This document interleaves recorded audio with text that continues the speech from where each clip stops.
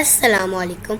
آج میں آپ کے بچوں کے لیے لائی ہوں آسان طریقہ انگلش بولنے کا. 1000 روزمرہ اہم انگلش فقرات. آپ کے نام ایک خط ہے. There is a letter addressed to you. میرے بدن پر جو کپڑے ہیں ان کے علاوہ میرے پاس کچھ نہیں. I own nothing beyond the clothes on my back. اس پرانی فلم نے میرے بچپن کی یادیں تازہ کر دی.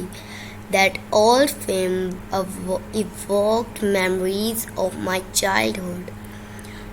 عدالت نے فیصلہ دیا کہ وہ قصوروار ہے. The court adjudged that he was guilty. Police ہجوم کو روکنے میں ناکام رہی. The police were unable to hold back the crowd. آپ نے بہت مدد کی. You have been a great help. اس کی مسکراہٹ نے اس کے غصے پر پردہ ڈال رکھا تھا. His smile had masked his anger. جلدی آؤ بچہ ڈوب رہا ہے. Come quickly, the child is drowning. کانٹے سے آلووں کو پھینٹو. Mash the potatoes with a fork. کھڑکی پوری کھلی ہوئی تھی. The window was wide open. کہیں نظر نہ لگ جائے. Touch wood. آپ کس کے ساتھ آئے ہو؟ With whom do you come? کیا آپ علی کو اچھا آدمی سمجھتے ہیں؟ Do you think Ali is a good man? آپ سب سے زیادہ کس سے محبت کرتی ہو؟ Whom do you love most? مجھے نہیں پتا وہ کہاں ہے. I don't know where he is. میں نے اسے ایک ہفتے سے دیکھا نہیں.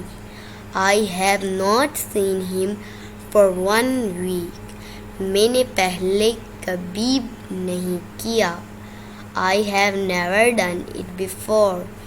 میں یہ کروں. I might do that. نہیں ابھی نہیں. No, not yet. تو چلیے شروع کرتے ہیں. So let's get started. میں چاکلیٹ کی بڑی شوقین ہوں. I am a chocoholic. مجھے اس بارے میں تھوڑا پتہ ہے. I know a bit about it. Internet پر تلاش کر لو. Look it up on the internet. میں نے یہ نہیں کہا کہ مجھے تم پر یقین نہیں. I didn't say I didn't believe you. ہم نے بہت ہی کم وقت میں اپنا کام ختم کر لیا. We finished in record time. برائے کرم میرے بل میں جو غلطیاں ہیں ان کی تصحیح کر دیں. Please rectify the mistakes in my bill. وہ بہت باصلاحیت نوجوان کرکٹر ہے. He is a young cricketer with great potential. نئے لیڈر نے سیاسی جماعت میں پھر سے جان ڈال دی. The new leader reanimated the political party. آج کے لیے بس اتنا ہی. Bye bye.